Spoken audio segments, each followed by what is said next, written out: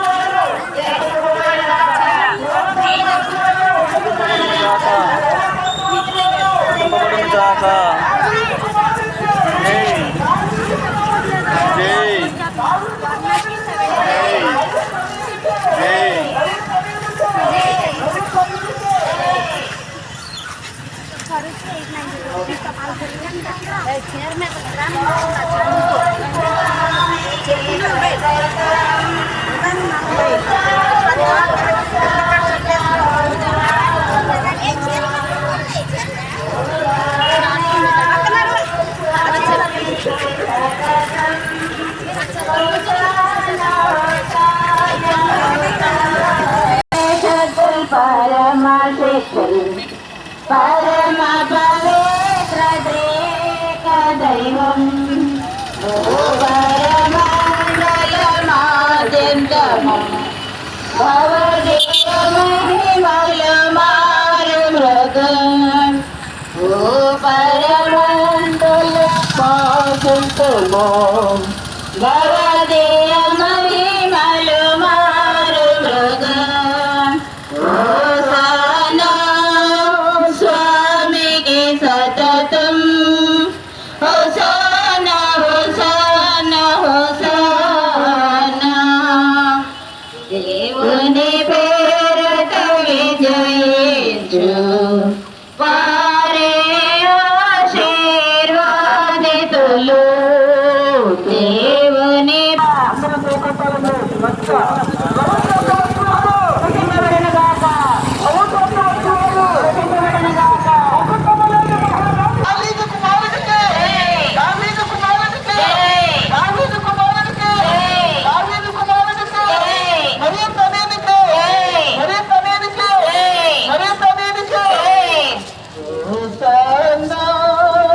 స్వామికి సతతం hosanna hosanna hosanna hosanna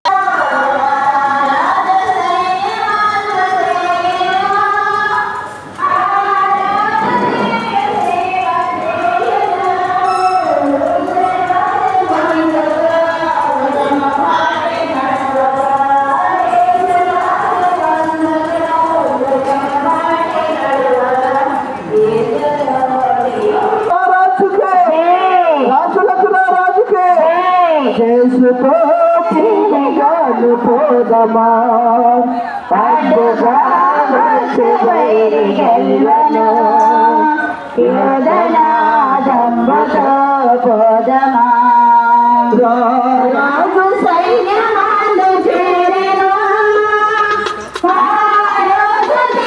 సేవ చేయగా రాజు సైన్యాలు చేరెను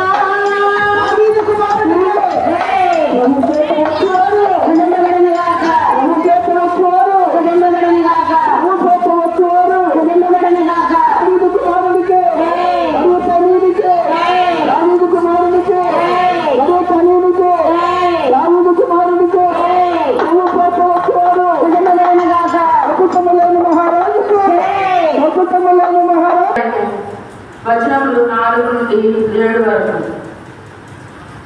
ప్రభువైన దేవుడు నాకు బోధ చేయు శక్తిని అనుగ్రహించను. నేను అలసిపోయిన వారిని ఓదార్చుటకు ఆయన నాకు సంభాషణ శక్తిని దయచేశాను.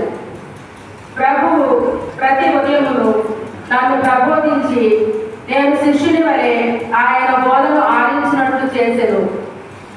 ప్రభువైన దేవుడు నాకు జ్ఞానమును దయచేశాను. నేను ఆయనకు అడ్డు చెప్పలేదు, ఆయన మాట పెడచెవిని పెట్టలేదు. నన్ను మోదు వారికి నేను నా వీపును అప్పగించి తిని, వారు నా గడ్డపు వెంట్రుకలను లాగివేయుచుండగా నేను ఊరకుంటిని. నా ముఖము మీద ఉమ్మి వేసి నన్ను అవమానించుచుండగా నేనేమీ చేయనైతిని. ప్రభువైన దేవుడు నన్ను ఆదుకొనుగాక. వారు కలిగించు అవమానములు నన్ను బాధింపజాలవు. నేను నా ముఖమును చెప్పుకి రాయవలే గట్టి చేసుకొంటిని. నేను రఘుబాటును తెచ్చుకొనని నాకు తెలియను. ఇది ప్రభువు వాక్కు. సర్వేశ్వరునికి వందనములు. ప్రత్యుత్తర గీతము. అందరూ నా దేవా నా దేవా నా దేవా నా దేవా నన్నేల చేయి విడిచితివి, నన్ను ఎలా చేయించితివి. నా వైపు చూచిన వారెల్లరూ నన్ను గేలి చేయుచున్నారు. నాలుక వెళ్ళబెట్టి తల ఊపుచున్నారు. ఇతడు ప్రభువును నమ్మెను, అతడు ఇతడిని రక్షించునేమో చూతుము. ఇతడు ప్రభువునకు ఇష్టుడైనచో అతడు ఇతడిని కాపాడునేమో చూతుము అని అనుకుంటున్నాడు. అందరూ నా దేవా నా దేవా నా దేవా నన్నేల చేయించితివి, నన్ను ఎలా చేయించితివి. సునకములు నన్ను చుట్టుముట్టినవి, దుష్ట బృందము నా చుట్టూ తమ్ముకొనినవి. వారు నా కాళ్ళు చేతులను చీల్చుచున్నారు. నా ఎముకలన్నింటినీ లెక్కబెట్టవచ్చును. శత్రువులు సంతసముతో నా వైపు చూస్తున్నారు. అందరూ నా దేవా నా దేవా నన్నేల చేయి విడిచితివి. వారు నా బట్టలను తమలో తాము పంచుకొంచున్నారు.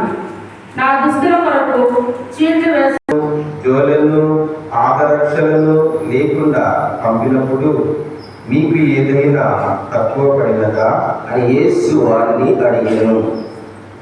లేదు అని వారు బదులు పలకగా, జాలి ఉన్నవాడు జాలిను అట్లే జోలను కొనుక్కోవలయును. కత్తి లేనివాడు తన వస్త్రమును అమ్మి దానిని కొనవలయును. ఏదైనా అతడు అపరాధులలో ఒకడుగా పరిగణింపబడిను అను లేఖనము నా యందు నెరవేరవలసి ఉన్నది. నన్ను గూర్చి వ్రాయబడినవి అన్నీయు నెరవేరున్నవని మీతో చెప్పుచున్నాను అని యేసు చెప్పెను. ప్రభు, ఇదిగో ఇక్కడ 2 కట్టములు ఉన్నవి అని వారు చెప్పిరి. చాలును అని యేసు బదులు పలికెను. ఆయన అక్కడి నుండి బయలుదేరి తన అలవాటు చొప్పున ఒలీవ కొండకు వెళ్ళుచుండగా శిష్యులు ఆయనని అనుసరించిరి. ఆ స్థలములకు చేరిన పిమ్మట యేసు వారితో, శోధనలకు గురికాకున్నటకై ప్రార్థనలు చేయుడు అని చెప్పాను.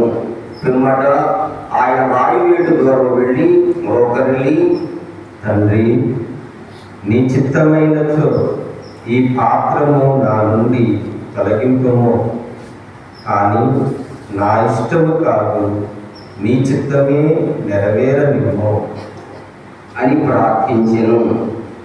అప్పుడు స్వర్గం నుండి ఒక దూత ప్రత్యక్షమై ఆయనను బలపరిచెను. ఆయన బాధతో ఇంకను దీక్షగా ప్రార్థన చేయసాగాను. ఆయన చెమట రక్త బిందువు వలె భూమి మీద పడుచుండెను. ప్రార్థన ముగించి యేసు శిష్యుల వద్దకు వచ్చి వారు దుఃఖభారముచే అలసి నిద్రకు లొసగుడు చూసెను. యేసు వారితో, మీరు ఎలా నిద్రించుచున్నారు? లెండు, శోధనలకు గురికాకున్నటకై ప్రార్థన చేయుడు అని చెప్పెను. యేసు మాట్లాడుచుండగానే అతడికి ఒక గుంపు వచ్చెను. 12 శిష్యులలో ఒకడు యువత వారికి ముందుగా నడుచుచుండెను. అతడు యేసును ముద్దు పెట్టుకున్నటకు దగ్గరకు రాగా యేసు వారితో, యోధా, నీవు ముద్దుతో మనుష్య కుమారుని పట్టించుచున్నావా అని. అప్పుడు అక్కడ ఉన్నవాడు జరగబోవునని గ్రహించి, ప్రభు మమ్ము కత్తి దూయమందురా అని అడిగిరి. వారిలో ఒకడు ప్రధానార్చకుని సేవకుని కొట్టి వాని కుడి చెవి తెగనరికెను. కానీ యేసు ఇక చాలు అని వాని చెవి తాకి స్వస్థపరచెను. పిమ్మట యేసు తనను పట్టుకున్నట్టుకు వచ్చిన ప్రధానార్చకులతోనూ దేవాలయపు అధికారులతోనూ పెద్దలతోనూ ఇటులా అనిను, మీరు బందిపోటు దొంగపైకి వచ్చినట్లు కత్తులతోనూ దుదియలతోనూ నన్ను పట్టుకున్నట్టుకు వచ్చితిరా? ప్రతిదినము దేవాలయంలో మీతో ఉన్నప్పుడు మీరు నన్ను పట్టుకొనలేదు. అయితే ఇది మీ గడియ అంధకారపు శక్తియునై ఉన్నది. వారు యేసును బంధించి ప్రధానార్చకుని భవనమునకు తీసుకుని వచ్చిరి. పేతురు దూరముగా వెనుక వచ్చుచుండెను. ప్రజలు భవనము ముంగిట మంట వేసి చుట్టూను కూర్చుండగా పేతురు కూడా వారి మధ్య ఉండెను. అతడ వెలుతురులో కూర్చుండి ఉండుట ఒక దాసి చూసి అతని వంక తేరి పాట చూచుచు, ఇతడు కూడా అతని వెంట ఉన్నవాడే అనెను. కానీ అతడు, అమ్మా, నేను అతనిని ఎరుగను అని ఉంటెను. కొంచెం సేపటికి మరొకడు వచ్చి అతనిని చూసి, నీవు కూడా వారిలో ఒకడవు అనగా పోయి నేను కాదు అని పేతురు చెప్పెను. ఇంచుమించు ఒక గంట తరువాత ఇంకొకడు, నిస్సందేహముగా ఇతడును అతని అనుచరుడు, ఏలైనా ఇతడును గలిలయ నివాసి అని రూఢిగా చెప్పెను. అందుకు పేతురు, పోయి నీవు చెప్పినది నాకు తెలియదు అని వెంటనే అతడు చెప్పుచుండగానే కోడి కూసెను. ప్రభు వెనుకకు తిరిగి పేతురు చూసెను. నేడు కోడి పోయక ముందే ముమ్మారులను ఎదురని పొంగిలు అని ప్రభువు చెప్పిన మాటను పేతురు వెనక్కి తెచ్చుకొని వెలుపలకు వెళ్ళి వెక్కి వెక్కి ఏడ్చెను. భటులు యేసును పరిహసించి కొట్టి ఆయన కనులకు గంట కట్టి, నిన్ను కొట్టినది ఎవరో చెప్పము అని అడిగిరి. వారింకను ఎన్నో విధముల ఆయనను దూషించింది. ఉదయంలోనే ప్రజలు, పెద్దలు, ప్రధానార్చకులు, ధర్మశాస్త్ర బోధకులు సమావేశమైంది. వారు ఆయనను న్యాయ సభలోనికి తీసుకుని వచ్చి, నీవు క్రీస్తువా, మాతో చెప్పము అని అడిగిరి. మీతో చెప్పినను మీరు నన్ను విశ్వసింపరు. నేను మిమ్మలను ప్రశ్నించినను మీరు సమాధానం చెప్పరు. కానీ ఇప్పటి నుండి మనుష్య కుమారుడు సర్వశక్తి సంపన్నుడై దేవుని కుడి ప్రక్కన కూర్చుండును అని యేసు బదులు పలికెను. అట్లయినా నీవు దేవుని కుమారుడవా అని వారు ఒప్పుమ్మడిగా ప్రశ్నించింది. మీరు అన్నట్లే అని యేసు సమాధానమిచ్చెను. అప్పుడు వారు, మనకు ఇంకా ఏమి సాక్ష్యము కావాలను? మనము స్వయముగా అతని నోట వింటిమి కదా అని పలికెను. అప్పుడు వారు సభ చాలించి యేసును పిలాతు వద్దకు తీసుకుని పోయి, ఇతడు తిరుగుబాటు లేకపోతే చక్రవర్తికి మనకు చెల్లింప పని చేయించుగా తను తాను క్రీస్తునని రాజునని చెప్పుకున్నా మేము స్వయముగా విని ఉన్నాము అని ఆయన మీద నేరము మోపసాగిరి. పిలాతు ఆయనను, నీవు యూదుల రాజువా అని అడుగగా అందుకు ఆయన, నీవే చెప్పుచున్నావు అని బదులు పలికెను. అప్పుడు పిలాతు ప్రధానార్చకులతో ప్రజా సమూహములతో నాకు ఇతనిలో నేరం ఏమీ కనిపించలేదు అని పలికెను. ఇతడు గలిలయ ప్రాంతము మొదలు ఇక్కడి వరకు యూదయ సీమ అంతటా బోధించుచు ప్రజలలో విప్లవము లేవదీయుచున్నాడు అని వారు మరింత ఉద్రిక్తంగా ఆరోపించింది.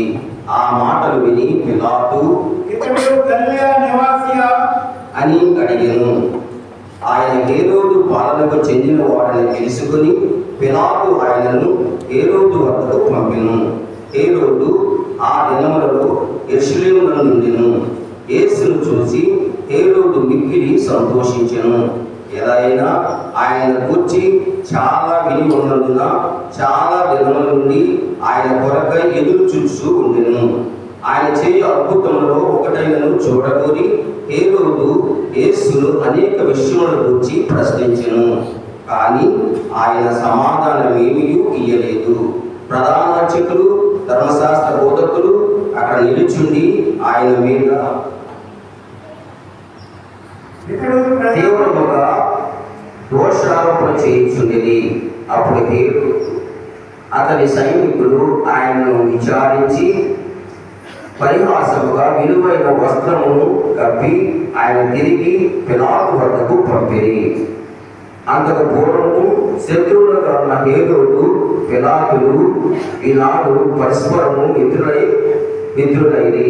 అప్పుడు పిలాతు ప్రధానార్చకులను, అధికారులను, ప్రజలను పిలిపించి ఇతడు ప్రజలను పెడత్రవ పట్టించుతున్నాడని ఇతనిని నా యొద్దకు తీసుకుని వచ్చితిరి. నేను మీ ఎదుట ఇతనిని పరీక్షించితిని. ఇతని మీద మీరు మోపిన నేరము ఏమీ నాకు కనిపించలేదు. హేరోదుకు కూడా ఆయన యందు ఏ దోషము కనిపింపలేదు కనుక అతను తిరిగి నా వద్దకు పంపాను. ఇతడు మరణశిక్షకు తగిన పని ఏదీ చేయలేదు. అందుచేత ఇతనిని కొరడాలతో కొట్టించి విడిచిపెట్టేదను అని. పాస్కా ఉత్సవములో ఒక బందీని విడుదల చేయు ఆచారము పిలాతులకు కలదు. అంతటా అందరూ ఏకకంఠంతో వీడిని చంపివేయుడు, మాకు బరబ్బను విడుదల చేయుడు అని కేకలు పెట్టిరి. బరబ్బా నగరంలో జరిగిన ఒక తిరుగుబాటుకు హత్యకు కారకుడగడచే కారాగారమున ఉంచబడెను. పిలాతు యేసును విడిచిపెట్ట ఉద్దేశముతో ప్రజలతో మరలా మాట్లాడినను వారు అతన్ని సిలువ వేయుడు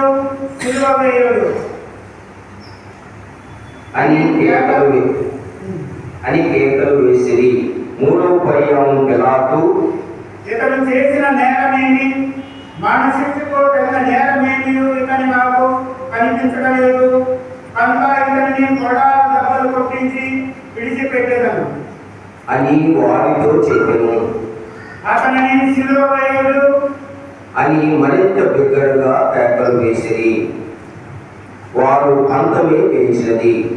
ప్రజలు కోరినట్లు పిలాతు యేసుకు మరణశిక్ష విధించెను.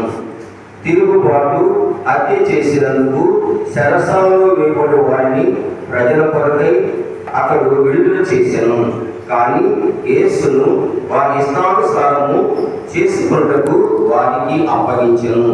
వారు యేసును తీసుకుని పోచున్నప్పుడు మార్గ మధ్యమున పల్లె ప్రాంతంలోని వచ్చుచున్న కురేనియా సీమోనును చూసిరి. యేసు వెంట సిలువను మోయుటకు వారిని బలవంతపరిచిరి. గొప్ప జనసమూహము ఆయనను వెంబడించెను. అందుకు కొందరు స్త్రీలు ఆయన కొరకు రొమ్ములు పాడుకొంచు విలపించుచుండిరి. యేసు వారిని చూసి, యెరూషలేము కుమార్తెలారా, నా కొరకు ఏడవగలదు. మీ కొరకు, మీ బిడ్డల కొరకును దుఃఖింపుడు. ఏదైనా ఇదిగో గొడ్రాళ్ళు బిడ్డలను కనిన గర్భములు, చనుబాలియని స్తన్యములు ధన్యమైనవి అని ప్రజలు చెప్పు దినములు రానున్నవి. అప్పుడు ప్రజలు మా మీద పడుడు అని పర్వతములతోనూ, మమ్ము కప్పివేయుడు అని కొండలతోనూ చెప్పనారంభిస్తురు. పచ్చిమ్రానికి ఇట్లు సంభవించినప్పుడు ఎండిన ప్రాణుల గురించి ఏమి చెప్పగలము? ఆయనను మరి ఇద్దరు గొప్ప నేరం చేసిన వారిని కూడా ఆయనతో చంపుటకు ఆయన వెంట కొనుపోయి కపాలము అనబడు స్థలములకు వచ్చినప్పుడు అక్కడ వారు యేసును సిలువ వేసిరి.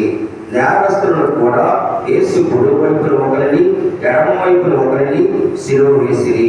అప్పుడు యేసు, తండ్రి, వీరు ఏమి చేయుచున్నారో వీరు ఎరుగరు, వీరిని క్షమింపుము అని పలికెను. వారు చీట్లు వేసి యేసు వస్త్రములు పంచుకుని ప్రజలు అతడు నిలువబడి అది అంతయు చూచుచుండి. ఇతడు ఇతరులను రక్షించను, కానీ ఇతడు దేవునిలో ఉన్న పంపబడిన క్రీస్తుతో తనను తాను రక్షించుకొనలేము అని అధికారులు కూడా ఆయనను హేళన చేసిరి. సైనికులు ఆయన దగ్గరకు వచ్చి చేదు ద్రాక్ష రసము ఇచ్చి, యూదుల రాజులైనతో నిన్ను నీవు రక్షించుకొను అని పరిహసించిరి. ఇతడు యూదుల రాజు అని పలకములు రాసి శిలువ పై భాగమున ఉంచిరి. శిలువ వేయబడిన నేరస్తులలో ఒకడు, నీవు క్రీస్తువు కదా, ఆయనతో నిన్ను నీవు రక్షించుకొని మమ్మలను కూడా రక్షించుము అని ఆయనను నిందింపసాగిరి. రెండవ వాడు వారిని గద్దించుచు, నీకు దైవ భయం లేదా?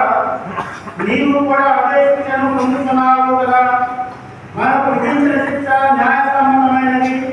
మనము మన పనులకు తమ ఫలమును అనుభవించుతున్నాము, కానీ ఈయన ఏ తప్పిదము చేసి ఎరుగడు అని యేసు వంతుకు తిరిగి, యేసు, నీ రాజ్యంలో ప్రవేశించినప్పుడు నన్ను జ్ఞాపకం ఉంచుకొను అని విన్నవించెను. యేసు వారితో, నేడే నేడే నీవు నాతో కూడా పరలోకమున ప్రవేశించలేదు అని నీతో నిజముగా చెప్పుచున్నాను అనిను. అది ఇంచుమించు మధ్యాహ్న సమయము. సూర్యుడు అదృశ్యుడాయను. 3 గంటల వరకు దేశమంతటా చిమ్మటి చీకట్లు క్రమిను. దేవాలయపు తెర నడిమికి చిరిగిను. అప్పుడు యేసు దగ్గరగా, తండ్రి, నా ఆత్మను నీ చేతికి అప్పగించుచున్నాను అని పలికి ప్రాణము విడిచెను. అందరూ మోకరించండి, 10 నిమిషాలు మౌనం పాటించండి.